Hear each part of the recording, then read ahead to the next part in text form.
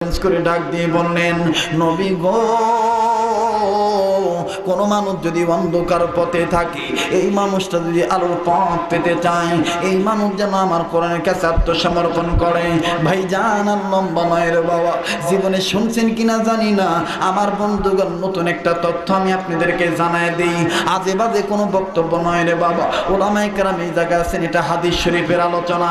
আমার ভাইরা রে, কিতাবুন আনজালনাহু ইলাইকা লিতুখরিজান নাসা মিনাজ যুলুমাতি ইলান নূর, সূরা ইব্রাহিমের 1 নম্বর আয়াতের ব্যাখ্যা রূপে আমার বন্ধুগণ, আমার ভাইরা রে, ব্যাখ্যা রূপে আলোচনাটা আমি করে দিচ্ছি আপনাদেরকে। বাবাজি,